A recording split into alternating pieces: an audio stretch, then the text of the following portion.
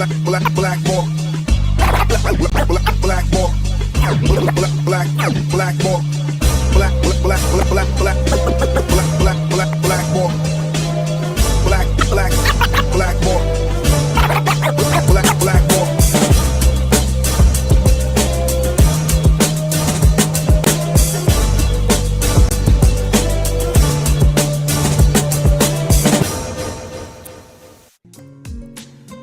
What is up, everybody? My name is James D. Fiore, and this is Blackballed.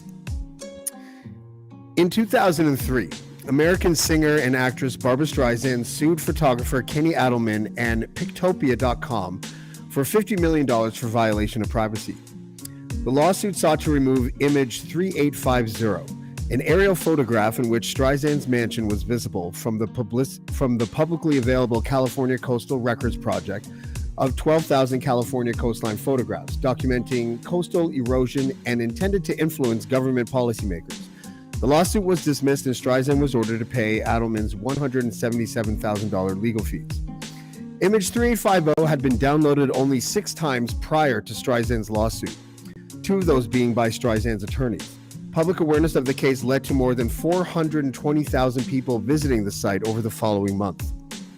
2 years later, Mike Masnick of TechDirt named the effect after the Streisand incident when writing about Marco Beach Ocean Resort's takedown notice to urinal.net, a site dedicated to photographs of urinals over its use of the resort's name.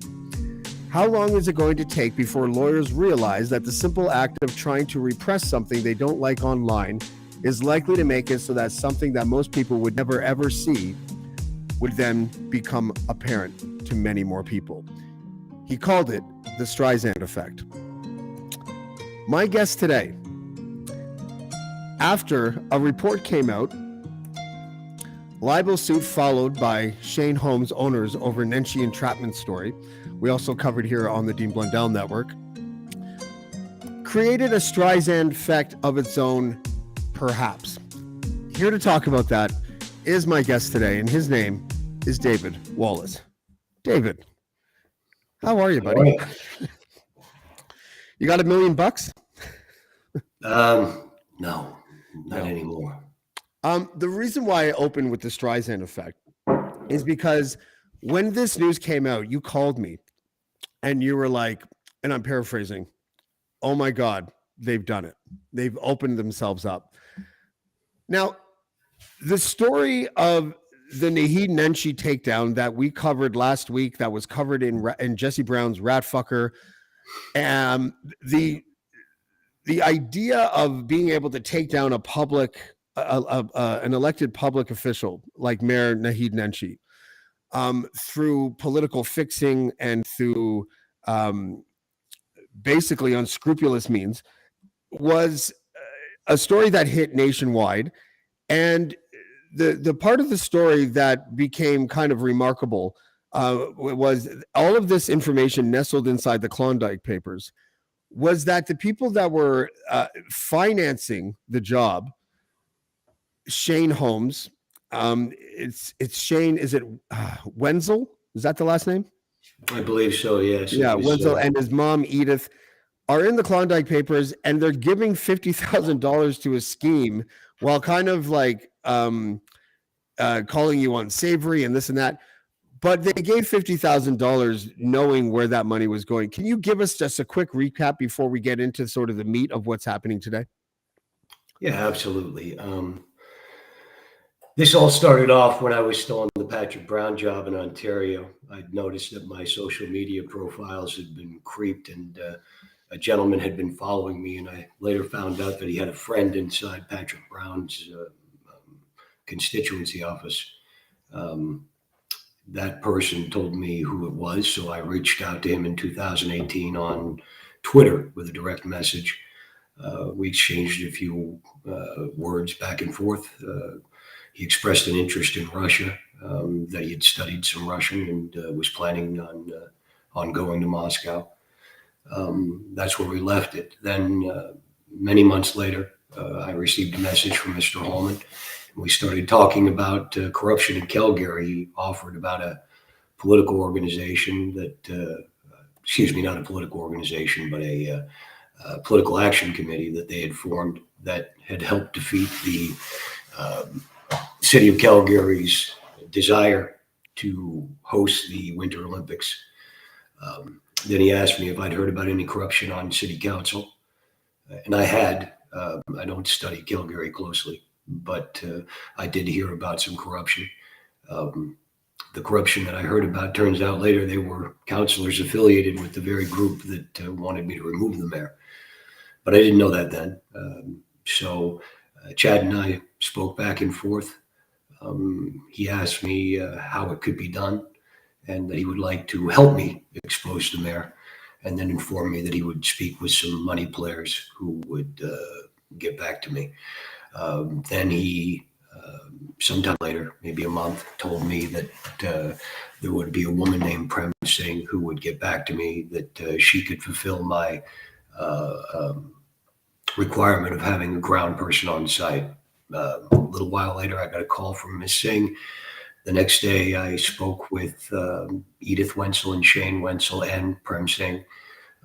I gave them the broad overview of a plan. They said they would get back to me. Then I got a call again from Prem Singh, and they were going to bring me in for Stampede Week. I would meet with Edith Wenzel, and it was my understanding that her approval would constitute kickoff for the job. Irregardless, I was guaranteed $25,000 for taking the meeting and showing up and doing my prep work, which I did. We met again before I left Alberta, had the broad strokes of the job, ran it past the clients, and I was told to go ahead. So I did. So I naturally assume that the Wenzels are my customer, unless somebody's telling me else otherwise. And that's not how this works. What was Edith Wenzel's demeanor when you met her? Because she seems to, in hindsight, make it seem like, oh, she was just uncomfortable with the whole thing, and and that she didn't want any part of it, but she still handed over the money. Again, the money was paid, I believe, to Prem, and Prem got it to me. That's how this worked. It was, she seemed very eccentric, not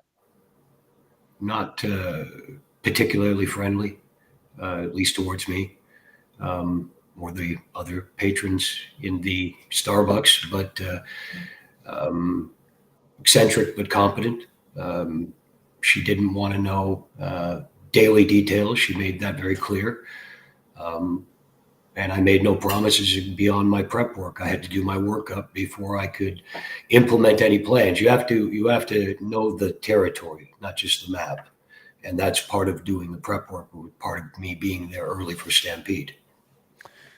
Okay. So when the news came out that if we follow the Nenshi story to its natural conclusion, basically the long and short of it, because we've covered this to death, was that a staffer from Nenshi's office was like, we can't do this meeting. You need to go through the proper channels. Is that basically what happened? That's it. And that's where I think the confusion came in. I had met with Joe Maglioka and Sean Chu for a couple of different lunches, along with Prem. They were eager. Joe Maglioka, somebody had obviously filled him in completely on my reason for being in Alberta, which I was not happy with, but I thought maybe it would be beneficial. But the problem was the bait that I was proposing to use. These gentlemen kept trying to get a piece of it for their own business interests, which was quite frankly alerting the quarry, so to speak. So even if they were corrupt, how would we ever know? You never gave them a chance. Yeah. I've told you this before on air a couple times. The fact that they had to almost rely on the fact that you had no idea who Naheed Nanshi was. Like, you may have heard of him, but I mean, his reputation is well above board. From what I read, it was, but I mean, that's not always the case that you find. You might have a good reputation, but then again, it might be quite easy to find chinks in that armor. Nenshi wouldn't go for anything. He always referred me to the proper channels. The only counselor that I had consistent contact with was Jean-Carlo Corra, who showed me around. He introduced me to a bunch of different business people in the community. He referred me to the Chamber of Commerce. He sold the hell out of the city. And he was certainly eager to explore the possibility of bilateral agreements with the Russian Federation. But he never, ever, ever suggested that there was some kind of a shortcut we could take. And I was more than happy to let the process flow because, as I explained to my clients, just because nobody's biting now, you get the people in, there may be more opportunity. Maybe that's when this criminality that's supposedly there will come out of the woodwork. But their tone and demeanor changed the longer it dragged on. I don't manufacture things. I can't. If there's something there I can highlight or present the optics to, great. But there was nothing you could use. So Ratfucker comes out, and the first episode is about the Naheed Nanshi scheme, and 2 more episodes followed over the next couple of weeks, and then the owners of Shane Holmes, Shane and Edith Wenzel, file the libel suit. And let's just go to the part of the story where the reason why I opened with the Streisand effect.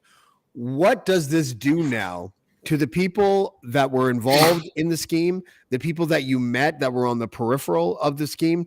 What does it do? And we're going to go down the line now to like one after another. I'm going to put up pictures and you're going to tell me, what a deposition would be like by questioning this person. But can you give me an idea of what this opens up?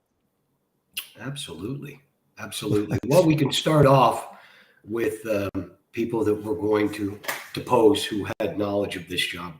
The first people I'm going to depose are Consul General of the Russian Federation in Toronto, Mr. Kirill Mikhailov. Is that this person? That handsome gentleman right there with Mayor Patrick Brown. Mm-hmm. So give us the idea. What would a deposition be like with him? Well, Kirill is the man diplomatically who comes in and puts people together, such as the next gentleman who will come up, Mr. Strokov, Sergei Strokov, the economic development minister. I believe, there's that handsome fellow right there. He looks mean. Well, James, the point is these people are not just diplomats. These are intelligence officers. Okay. They perform dual duties in this country. Another gentleman, I don't know if you have his photo, would be the deposed or the expelled, I should say, press secretary for the Russian Federation in Ottawa, Mr. Kirill Kalanin, who was removed after a little kerfluffle with the Deputy Prime Minister, Chrystia Freeland. Yeah, I couldn't find his photo. He's now the kept on bringing up a skier. skier. There's a skier with a similar name. So unless this guy's a skier, I don't know. He's now in charge of the North American desk for counterintelligence in the Russian government. So he's a wonderful fellow. He's great at playing the drums too. Kirill's a hell of a guy. And so you would depose these Russian officials because they were aware of the scheme? Not all of them were aware of the scheme. Okay. I believe that Mr. Strokov, he wasn't briefed in by me, but Mr. Mikhailov and Mr. Kalanin were certainly aware of what I was looking to do. It was the same deal in Brampton, bring in bilateral trade. And anything else that I would need to do to achieve the goals, well, then so be it. You see, it's very important to remember here. There was never going to be any legal money brought in, simply the suggestion that money was available, which would therefore be the bait for the supposed criminality of the mayor and certain councillors. Bait that I'm happy to say they didn't take. Sad in a way because it made my job much more difficult, but happy because it was a pleasant surprise. And there's someone that's asking, can't these diplos just leave the country? They're not in the country right now, as far as we know. Already been expelled doesn't mean I can't listen. The correspondence that Mr. Corra had with them, my correspondence with them, that's all going to be a matter of public record. I certainly have the right to request their presence. Okay. Let's go down the list a little bit more. And because some of these people I was surprised to see, like this guy, Jason Kenney. What would you depose him about? Well, he was aware of it, at least according to Mr. Holman. Mr. Holman told me, and Mr. Holman, you'll find in the Klondike Papers, there's, I believe, their text or email exchanges where he offers to act as a go-between between myself and the Wenzels to see if he can get this matter straightened up and the rest of the bill that they stiffed me on paid. Is that Alan Holman, this one? That handsome fellow right there. He looks like he's already dead. Well, you know what? Right now, he's probably face down somewhere, but Yeah. Yeah. I'll leave that one alone. There's a lot of jokes that I could tell you with that one, but I'll leave that one alone. Alan Holman has an interesting history too, because isn't he the person who facilitated the payment from Jerry Shapur to you in order to hunt down Richard Marsh? he certainly was. It's funny how all these guys are kind of like, they all got their fingers in pies that are all kind of the same pie. Like He's also the gentleman who offered to act as the go-between in 2021 between William Moore in Simcoe County, a crooked businessman in the UK, and Councillor Sean Chu, who claimed he never spoke to me again for a dirty plastics deal they were trying to ram through. Yeah, that was another revelation in the Klondike Papers. He told the press, I think it was 2 weeks ago or so, that he hadn't spoken to you in 3 years. And then the Klondike Papers clearly show that he was speaking to you in 2021. There you go. Yeah, and he's also been accused of raping a 16-year-old girl at gunpoint, and he continues to sort of become embattled. I'm sort of shocked he hasn't resigned yet. But that's another story. Okay, let's go down the line here. This person. Captain Hairplugs. Jonathan Dennis, the former Solicitor General of Alberta. And anybody who knows Jonathan will know this line. When the first day I met him, within the first 20 minutes, I heard, "I'm not a poor man, but my clients, let me tell you," at least 25 times. He's the gentleman who hired me to get the phone logs for a reporter who apparently gave him a boo-boo face over guests at his wedding. And what was his role, if any, in this particular scheme? Well, I got Dennis's work through Alan Holman, and when I first came to Calgary, we met up in September of 2021 at the restaurant Original Joe's down the street from my house. We both lived on the west side of Calgary. Jonathan actually scouted out and secured the property that I was leasing while I was there. He too, after hearing about my problems with the Wenzels through Alan, offered to mediate and speak with the Wenzels about getting me paid. This is crazy. Like it's every villain in Alberta. Here's another one. Danielle Smith. Yeah, that was the reporter. I was told by Prem and that they were shopping for a reporter, that she was going to be speaking with Danielle. And then the night, or the day, excuse me, it was the afternoon. We were on the way to Stampede. We met up with Joe Maglioka, and Danielle was there. He introduced me. She shook my hand, said, great, and moved on. I can't honestly tell you if she was paying any attention or not. I never spoke with her one-on-one other than that. And that's all I know. But sure is curious. I mean, I don't believe they would tell me she was the friendly media, introduce me as such to her, and not be serious. Yeah, we should pause here for a second, just because your witness list so far includes a sitting premier, a former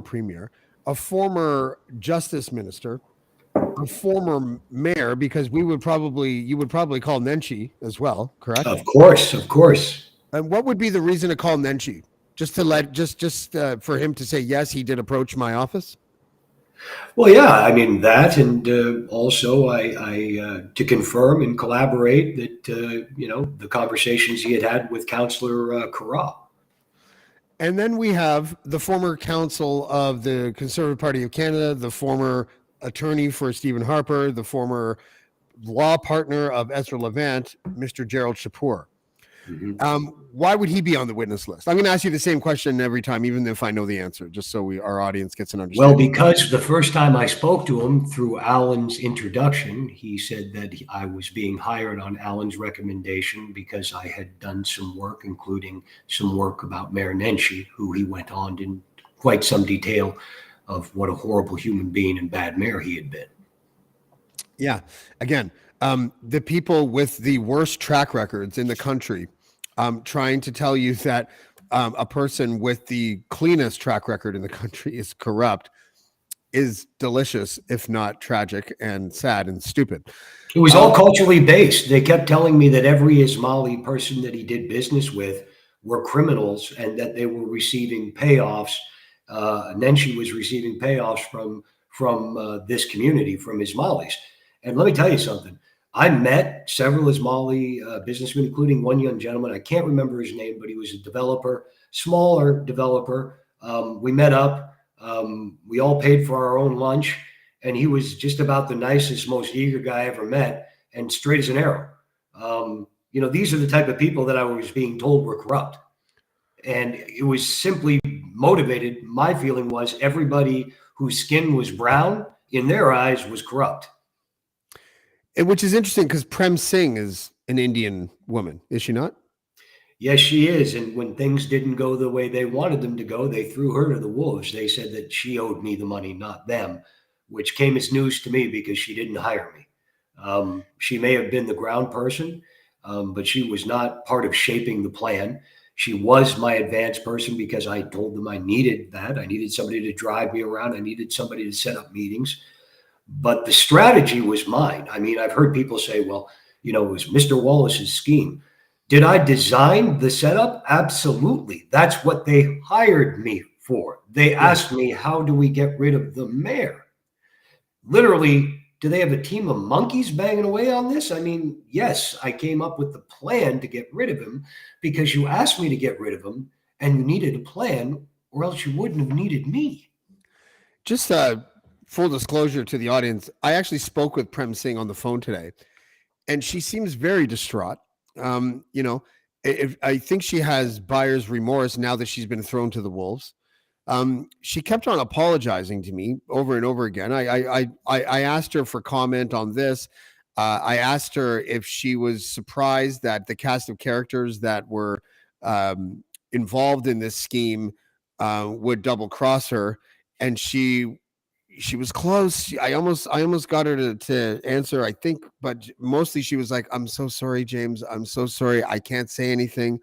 You should just talk to David. I can't make a comment. I'm so sorry. I'm so sorry." But it kind of goes to show, and it's happened to you in a totally different way, but it's happened to you as well, where they can drive people pretty insane by turning their lives upside down and ruining them. That's what Correct? they did to this woman. I mean, they left there and basically dared me to try to collect the money from her. And I'm not about doing that. I mean, when I did get paid, not even the final installment, but for the expenses, they went back on their promise to pay Miss Fing's expenses. They didn't. I paid her expenses. I gave her the money. I said, because I'm not going to get any more money out of these people. I'm not going to finish the job. And I'm certainly not going to come after you for something that you were put on the job basically to be a mule for. It amazed me that they could just throw their supposed friend to the wolves. I mean, and after that happened, they were relentless on her. Alan Holman stepped up his campaign of terror against this woman. I mean, they wanted her house bugged. He was obsessed about a website alleging UCP voter fraud that went up that he figured she was behind. It was disgraceful. They set up a meeting where they would have a meeting. It was actually set up by Nathan Jacobson. He was sick of the squabbling. He didn't understand what was going on. Prem was pitched to him as being a troublemaker. Alan and Prem sat down. That meeting was filmed. And Alan alleges that Prem tried to extort him. He had his friend. He said, I will have my friend Keith, the Calgary cop, call you. I'm going to turn this tape in. And, basically she tried to shake me down. I told the cop, I gave a statement. That's not what happened. This was a mediation. I don't believe that she was trying to extort anything. And not only that, he turned in a tape that turns out it was shorter than the one that was received, the full length tape. It was a bullshit way to try to entrap this woman and shift the blame. And people say that I'm low or I'm the unsavory character. Well, I got news for you, lady. I'm not somebody who will double cross a friend, throw them to the wolves who didn't do anything wrong. You got no class. And that's a fact, Jack. Sorry, I'm laughing at the Jack part.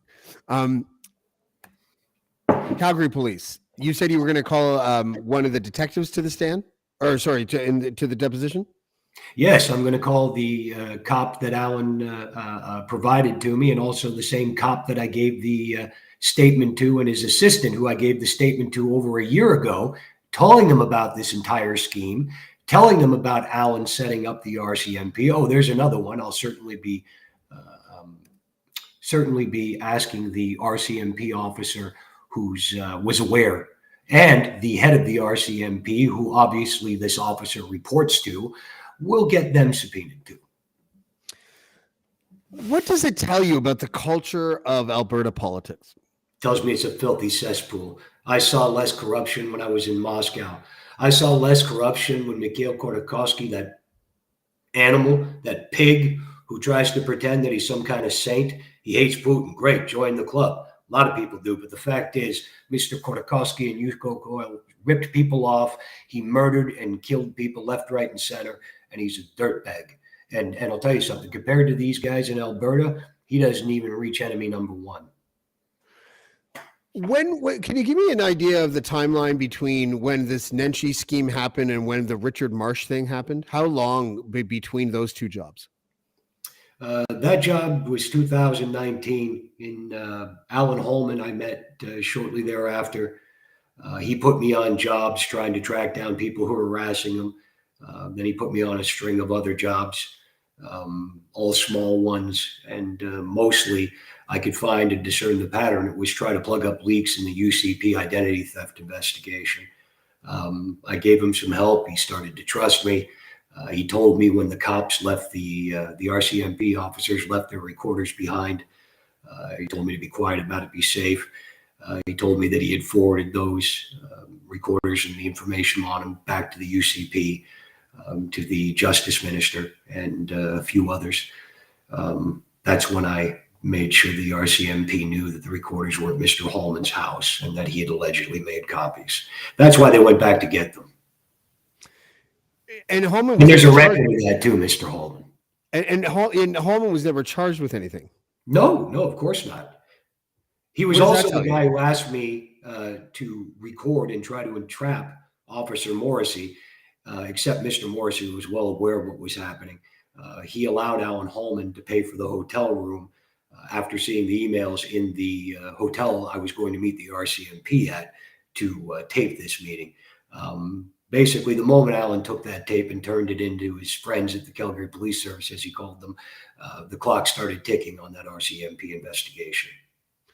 And Alan Holman, I guess it's worth pointing out, was hired to be the political fixer of Danielle Smith. This is like what a shock. It's like a reality show for the most bumbling political criminals of all time. Yeah, you get a drunken campaign manager to manage the campaign for Premier Not So Bright. Trademark pending. Yeah. It's I don't know. This must be an older photo because she actually looks pretty good in that photo. It's so funny. Sometimes I look at Danielle, and I'm not trying to make it about looks, so don't send me emails.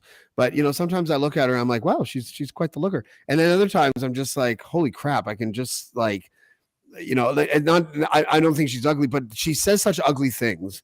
Yes, it's that vacant-eyed, crazy batshit look when she's talking about eating horse pharmaceuticals and that smoking, having her own Stasi. Yeah. Yeah, it's just normal stuff. Yeah, totally typical stuff. Okay, I want to go down the line a little bit more. Who's this guy? That is Giancarlo Corra, the counselor who was tasked with showing me Calgary. Okay, so is he part of this crew, or is he just a guy that you would depose because it fits into the story that you were? No. I would depose him, but Giancarlo, I also made him aware of what was going on in December of 2019 to keep him apprised of the situation. Giancarlo said that he absolutely suspected this as happening, and said that they would be, basically looking into it. That it is not at all surprising that they had had these sort of attacks on many prior occasions. He then told me about an unfortunate situation where the mayor was sued by some developers who will remain unnamed, allegedly, that they had been basically undermining the city council for years.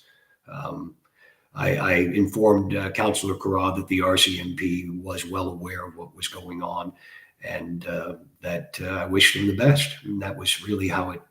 I mean, I'd heard all kinds of awful things from both the Wenzels, from Joe Maglioka, Sean Chu, from all the business people on that side of the street that I was touring around who were looking for stolen loot, about how evil this guy was and how crooked. And I can't speak to that other than he didn't ask for any money from me. It's a small club, though, isn't it? These Albertan, like these politicians and their gangster fixers. I mean, it doesn't seem like that ecosystem is that big. No, it was surprisingly compact. It was so blatant. It was out in the open. There were literally battle lines drawn that you could see them. It was the factions, and the factions were vicious. They were vicious. So the amount that the Wenzels allegedly were going to pay was 50 grand, and they allegedly pay. I'm going to keep using that word. Paid 25 grand, and then they stopped their payment, or did they pay the full 50? I received, I believe it was either 21 or 25 grand from my first trip. And then after many months of unpaid bills, when I was ready just to wrap it up and walk away, we had a meeting, Prem arranged. I had been pushing for a meeting because I wanted to either, are we going to fish or cut bait here? What do you want to do? Things were getting a little bit hot in terms of some of the people asking questions. There were a lot of dangerous flashpoints that could burst. I made them aware of this, and I made them very aware that it's your choice. Either continue or stop. It is completely up to you. I mean, it's not my call. But what is my call is this is what I'm owed for my expenses. This is what we agreed to prior to the job. This is what I'm owed. Now, are you going to make me whole? I was told that Shane said he would speak with Prem. We left the room. An hour later, Prem told me that Shane had given her $35,000. That was transferred to me. When I asked if they had been paid, if Prem had been paid her expenses, she cried and told me that they had not paid her. So I gave her some money to cover her expenses. And that's when I was extremely upset. And I wrote a letter to the Wenzels, a very polite letter. I can produce it. It's in the Klondike Papers. Simply saying that if you're questioning my integrity, calling me, I've never lied to you. You are demonstrably in the wrong in this situation. And if you slander me, I will certainly pursue action. I don't think it's wrong to demand somebody to pay their bills. I certainly didn't extort them in any way, shape, or form, and made that clear. I'm not an extortionist. No, and but if you can prove it, then go ahead, because it's not possible. You have to admit, though, it does sound weird probably to the audience that you were involved in a shady scheme, and you're talking about integrity. Yes, I always have integrity. It's like is it sort of like is it like honor among, not thieves, because I don't think you're a thief, but you know what I mean? Like, I have rules. Right. I have my own rules. I don't care if anybody likes them. My rules are my rules, and I don't break them for nobody. What is your code? I don't squish down on little people. They tried to throw Prem Singh into the meat grinder to try to cut this thing off, tie it off, and make it go away. And I'm sorry, but I'm not going to go chase the help for the money that the big boss man on the plantation owes me. It's not how it works. That's one of my rules. Do you think that they believe that they can hire fixers like yourself and then dispose of them because they are bigger than you?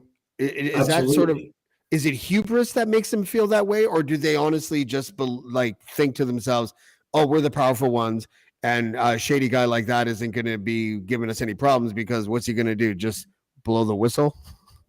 Absolutely.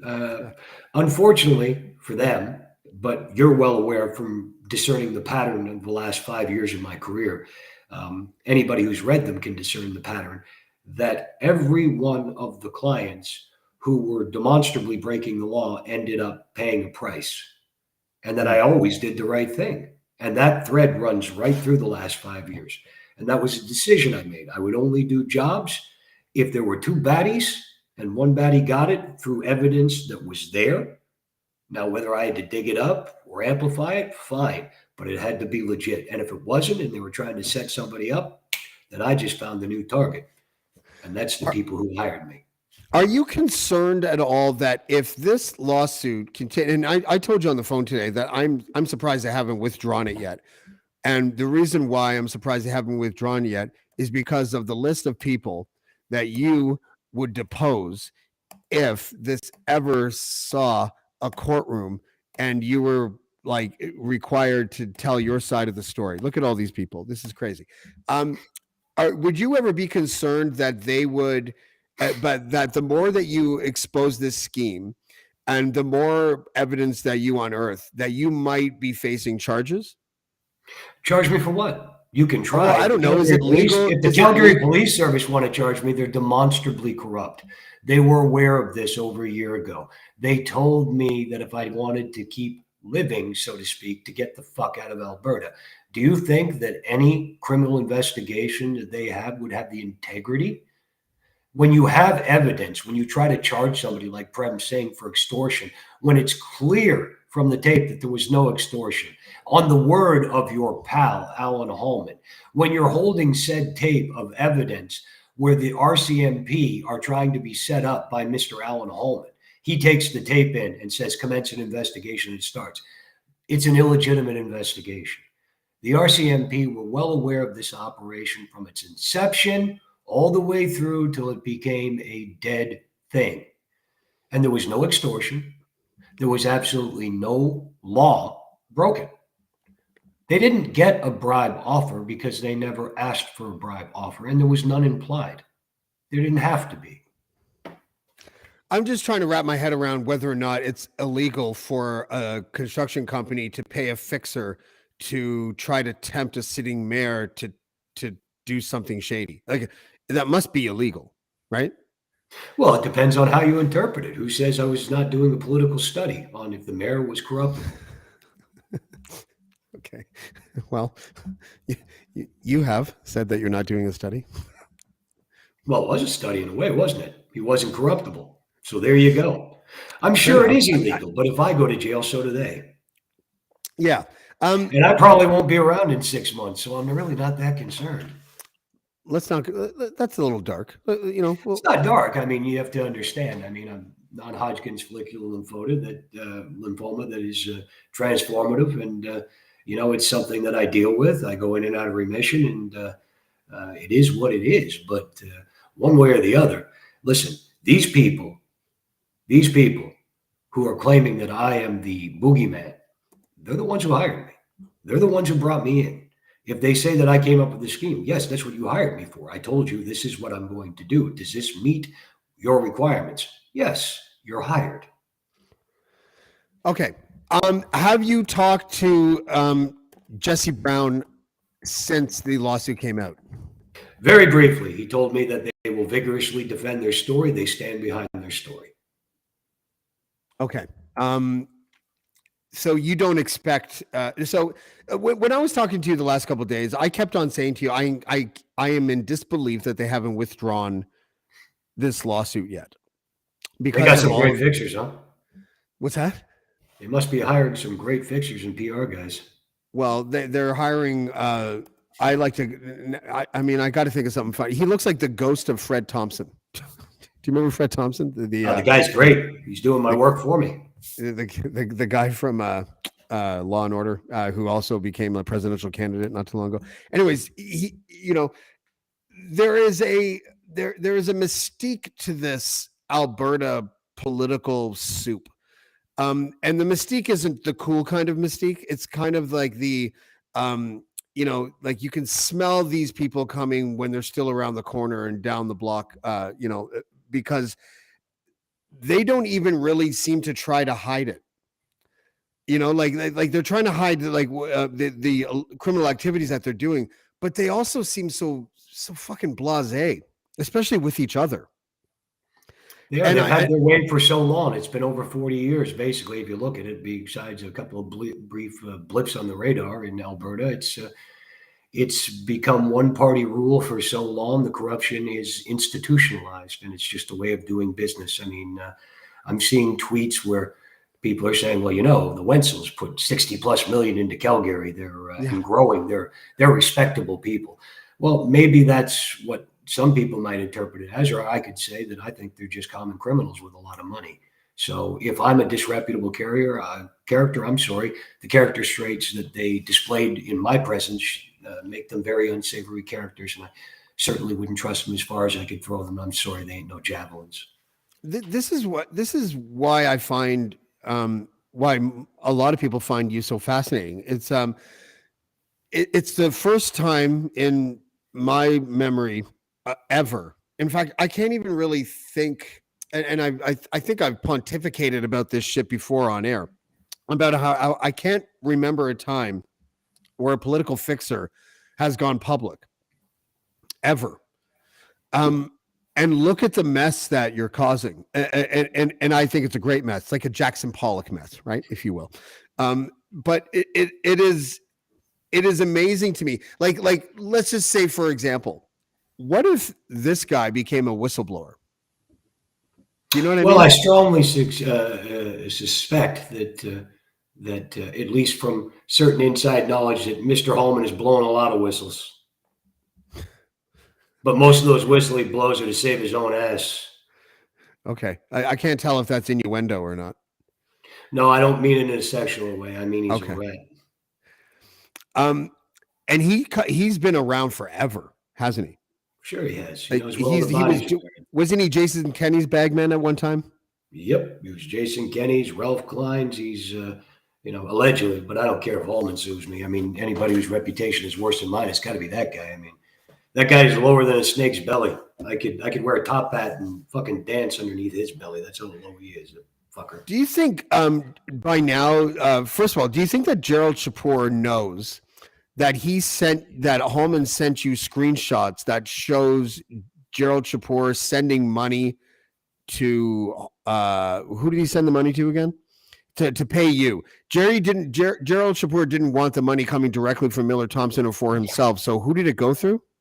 Oh, who the hell did it go through? I can't remember. I think he had me bill. It was a company. Yeah, it was a company. I think it was Klondike Lubricants or Tilson, one of those ones. Tilson, I think it was Yeah. Yeah, it was great. It was really nice of them to do that for me, to put that in writing. I do appreciate it. I appreciate all of them sending me e-transfers. It was yeah. Did Chipor ever send you an e-transfer? No, he wasn't that daft. So he's kind of like, if we were to pick the brains of this operation, whether or not we think he's really smart or not, it would be Chipor, wouldn't it? It would be Chipor. He's the guy when you were on the Zoom call with Diplock and with was it Chad Holman and no, Nathan not Jacobson? Chad Holman. Alan introduced it, then he jumped off, and the first guy to jump off though was Chipor. As soon as Mr. Mitchell started talking stupid, Chipor, I don't need to be on this call, and he that was when Brad Mitchell said, "Let's get rid of Trudeau by any means necessary." Yes. And then Chipor was like, "I'm out of here. I don't need to be here." Yeah, I don't need to. No shit. My condo is driving through a tunnel. I don't know. The reception's bad. I got to get out of here. The other guy, the English guy on there, was pretty smart too. Mick Strange. He was easy. He didn't want to hear it. He was trying to tell Mitchell to keep his mouth shut.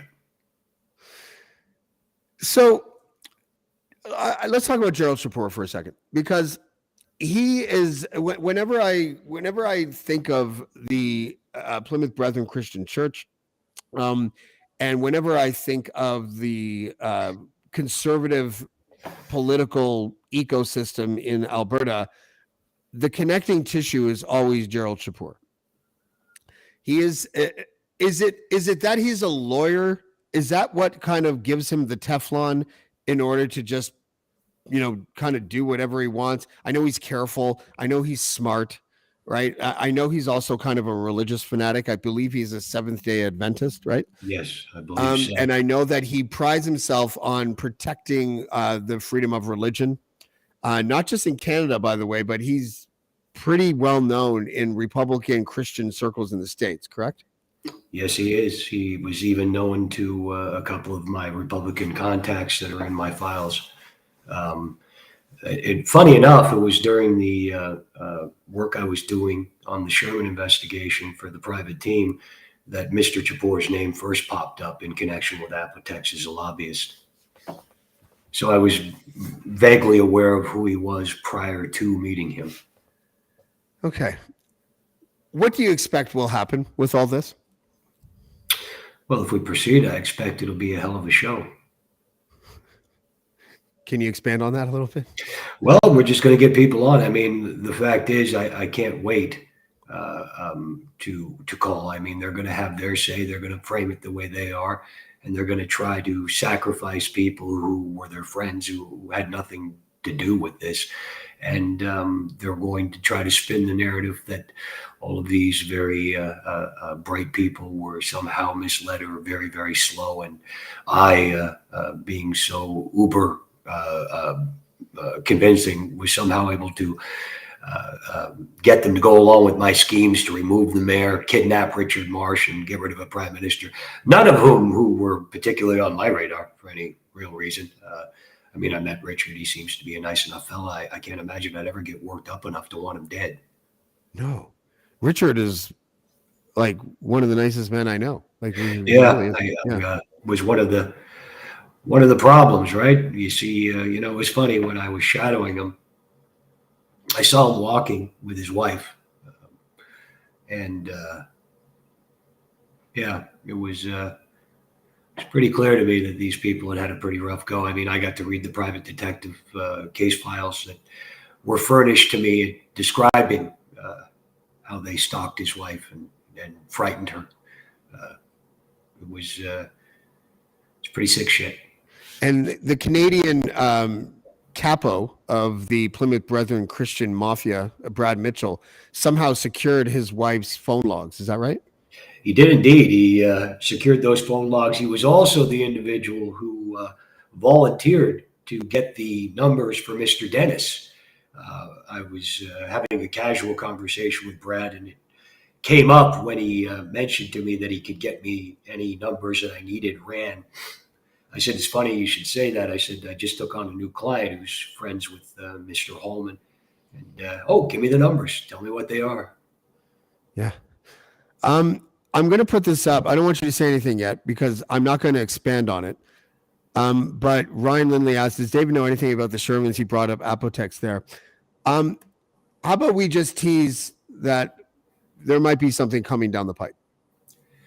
Yeah, in 2018, I met up with members of Patrick Brown's inner circle. They were looking to hire me because I had warned them several months before his removal what was coming.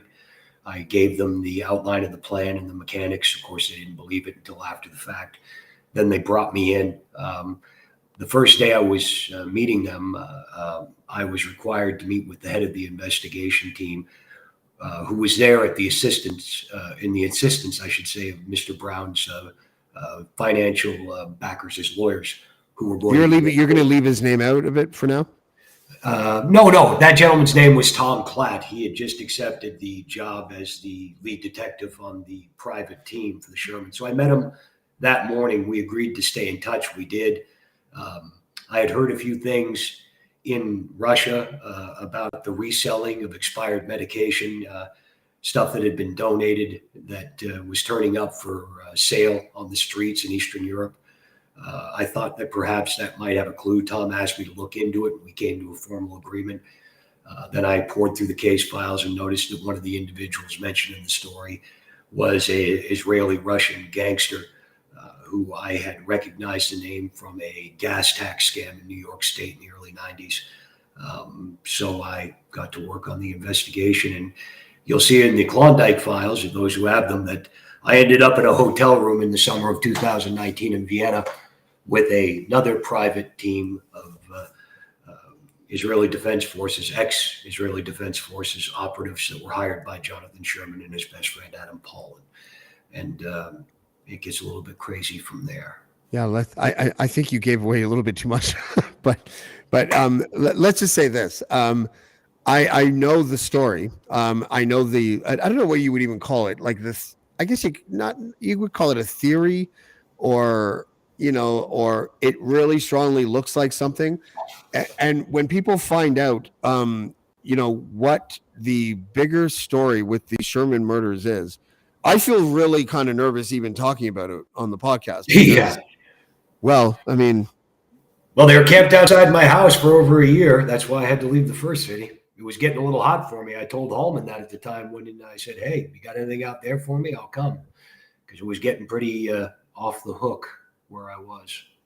Yeah, it's a little crazy, and I can hear my lawyer. I can feel the spirit of my lawyer. Actually, lawyers don't. I'm not making any claims on who killed them. I won't do that. Okay, good, because I want to live. Just in case anyone wants to come and kill me, I live in Oshawa. I swear to God, I don't live in Oshawa. What is the time? Did you only talked to Jesse Brown for a second today? Did he give you an idea of what's next as far as his legal maneuver? And you guys are not. He hasn't received a statement of claim. He hasn't been served. I haven't been served. As far as I know, Prem Singh hasn't been served. So I'm waiting to be served. I won't tell them where I am. They got to find me. That's their job. I'll have my lawyer speak with their lawyers, and they can work it out, and we can work out our strategy to countersue. I plan to sue them all for a great deal of money. I know she's not an innocent party necessarily, but because she was sort of fed to the wolves, what advice do you think Prem Singh should be following right now? I think she's following whatever advice she's getting. I mean, I wouldn't say that she was guilty of anything. I mean, she was convinced that the mayor was corrupt. When it looked like that wasn't the case, then she was fine with it. Okay, it is what it is. I mean, she was the conduit. It wasn't her money. She didn't have any money. The money that was provided to her was given to me. So I don't know really, I mean, what she did wrong, except people can say but these people all do this all the time. They just put a shiny coat on it by calling themselves political action committees. They engage in dirty tricks every day. So it depends on people who live in glass houses shouldn't be chucking rocks. I feel like okay, then I'll just keep it personally. I personally believe that Prem Singh should just throw everything on the table, everything that she knows. Because if the wolves are trying to eat her, then maybe it's time for her to sort of do a mea culpa. And at the same time, she needs to, because I'm not going to throw her to the wolves because she wasn't the one who hired me. I mean, I'm not going to lie. It isn't just a knowledge of this scheme kind of make people guilty of something, not necessarily a crime. Well, the hell, you better clear out the penitentiary because 3/4 of the people in Alberta knew about it. Yeah. What is wrong with you, Alberta? What happened? Well, the place itself is beautiful. Oh, no, I know it's beautiful. But I feel like Ralph Klein got drunk for 4 decades and everyone else just kind of felt drunk after that. There you go. Right? Like, not Halsey. I'm sure he matched him drink for drink. He's still going strong. Is he still alive? I'm sorry, Ralph Klein, if you're listening, but not Ralph Klein. I'm Mr. Hallman. I'm assuming I don't even know if Ralph Klein's not even alive. Happy hour yet. Is Ralph Klein alive? No, he's not. Is he? No, he died in 2013. Okay, good. Not good, but I'm glad he's not suffering anymore with whatever liver disease he may have had. But yeah, okay. So I don't know if there's anything left to cover on this story right now, unless there's something that you could think of, because I don't want to tread water here, but I want to know. I don't even know what question to ask anymore. We've gone through the cycle of people that you might depose. You've talked to Jesse for a brief moment. He doesn't think anything's going to come of this. I think that if I was advising these idiots from Shane Holmes, I would say withdraw this lawsuit before David Wallace takes Alberta and shakes it by the ankles until every corrupt person falls to to the ground. That's what we're going to do. We're going to shake it till everybody falls. And when we premiere The Fix, I believe that we're going to go in probably 7 to 10 days. You and I we're going to bust out the pilots. If this thing does go to court, we'll be doing The Fix podcast live every day from the damn courthouse steps, every step of the way. The books that I'm writing are largely complete. There's 4 volumes. We have a Patreon. Also put up a GoFundMe. The GoFundMe is there for legal defense fund. I mean, these people have a lot of money. And basically, that's what they're hoping. They're hoping they can litigate this into the ground until everybody shuts up. So if you want to contribute to the GoFundMe for our legal defense fund, that would be great. I'm going to post it right here. Let's just keep hammering away. That's it. We're going to see this through. If this is the way they want to go, let's go. Oh, there was one last person that you would depose that I haven't put up yet. So, so who is this person, and what would you be asking him? Oh, Pierre Poilievre, yes, the official leader of the opposition. Well, during the meeting with Jonathan Dennis, he was on the phone with Mr. Poilievre and shared a funny story about me, the Wenzels, and the cock-up, he called it, the peacock job. And but that I was a dependable guy, and if he needed any services, that he would be happy to introduce us. So I think that's something Canadians should hear, especially the courts. So, it's so funny. Like, you could end up like you're such a disruption to that, to that part of society, that political class that thinks that they can get away with everything. You're like it's so interesting to me, this whole like whistleblower identity that you've been able to cultivate for yourself by going from doing dirty tricks to just being like you feel, it feels like you're born again or something. Like I can't even imagine you going back to political fixing unless it was like, campaign advisor or something, instead of like these never dirty do tricks. That shit again. I mean, it doesn't it not? I was talking to someone today, or maybe it was yesterday, and I was trying to explain to them. Oh yeah, someone joked with me on the phone. I'll leave this person's name out of it, but someone joked with me over the phone. I was talking about your case. It was when I was trying to find a lawyer to sort of represent you on this, and I think I found one, and we'll talk about that later. But the person that I was going to see if I could get them to help me, she says, how can I get why can't I get 50 grand to do a dirty trick?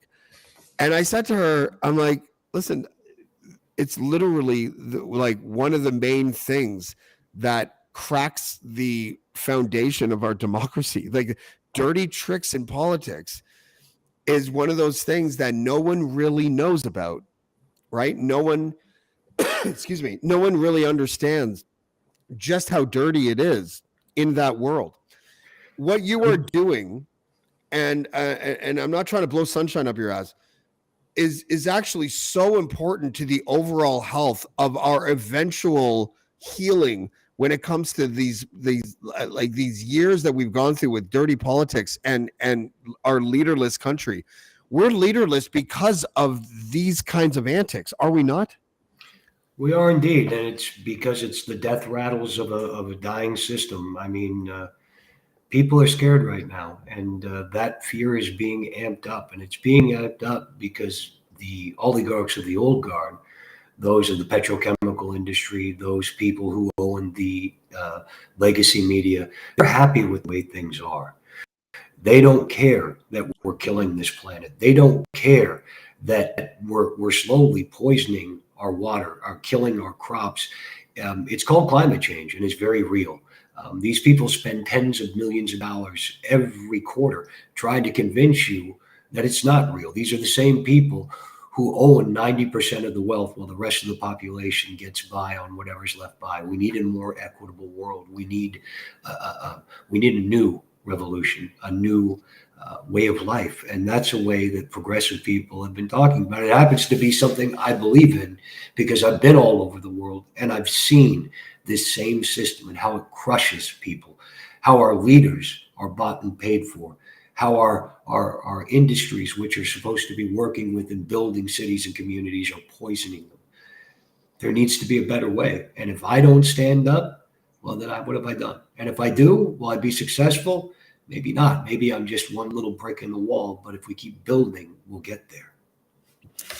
David Wallace, thank you very much for joining us again, sir. We'll talk soon, okay? Tally ho. I don't know what to do. Like the cast of characters. Just close your eyes and imagine for a moment that this lawsuit actually goes through, and David Wallace is able to call this person to the stand, and this person, and Alan Hallman, and Jonathan Dennis, and Jason Kenney, and Danielle Smith, whatever that Russian guy's name is. And then this guy, I think his last name is Strokov, which I said to David earlier, it sounds like a Russian masturbation contest, but his last name is really Strokov. So I guess we'll have to deal with that. He looks drunk. Can you even imagine the circus? Of calling those people and deposing them and watching their house of cards crumble because all of them were so confident that whatever they were involved with would never see the light of day. And let's not forget that the sitting premier of Alberta was allegedly was the friendly media that was going to break the story if the scheme to remove that man, Mayor Naheed Nanshi, from power was successful. And now she's a premier. I mean, I got to tell you, I hope they go through with it. I hope that that they're really confident in their case, so that we can, so that Blackballed can be, and the fix, whatever it is, if the fix is on yet, so that we can broadcast our podcast from the courthouse steps in Calgary, and watch all of this ridiculousness unfold. And it's, by the way, it's worth noting, I sort of skimmed through it, but this documentary on Netflix called, I think it's called The Bling Ring. And it was about those teenagers that were robbing like Paris Hilton and Lindsay Lohan and Orlando Bloom and all that. And how when the producers of that were talking to them before they were kind of implicated in this ring of robberies, their string of robberies, that when the producers of this reality show that they were dealing with before they were found out, they just gave them the reality show because they were like, oh, this is great TV. David Wallace, if he was in the United States and was doing the same things and was just as like much of a disruptor, he'd have his own goddamn show right now. Isn't it weird that nobody from mainstream media, nobody, not CBC, not Global, not CTV, none of them are calling David Wallace to ask for comment even? You know, the man has started off firing out of the gate months ago on my show and on the Dean Blundell show, just like as Lachlan said, he just took out a fire hose and just like sprayed us all with like a dozen scandals in the first hour that we were speaking with him. And I had known him for 4 years, and I brought him to the show because I was able to contact him after we found out about the reporter stuff, where he was able to glean what was it, the call records from the reporter or the text messages or whatever it was. And months later, literally everything that he has said, with the exception of the stuff in Russia, because it's impossible to prove that or disprove that, but everything that he said that was relating to domestic politics has come true.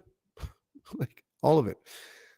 So I understand if it's a little much, the volume of information that he has, every single show can be a little much. And, you know, I can't legally co-sign everything that he says in the moment that he says it. But I have a funny feeling that not too long from now, we're going to get on another podcast and we're going to go point for point. And we're going to be like, he was right about this. He was right about that. He was right about that.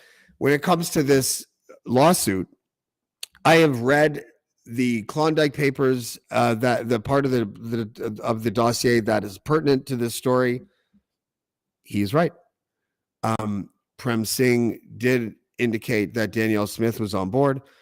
Alan Holman and his role in that and in the Plymouth Brethren thing is quite clear. It's spelled out. The Wenzels inside the Klondike Papers are clearly it felt like they were trying to hedge their bets. They gave 25 grand to David Wallace after David Wallace told them what the scheme was.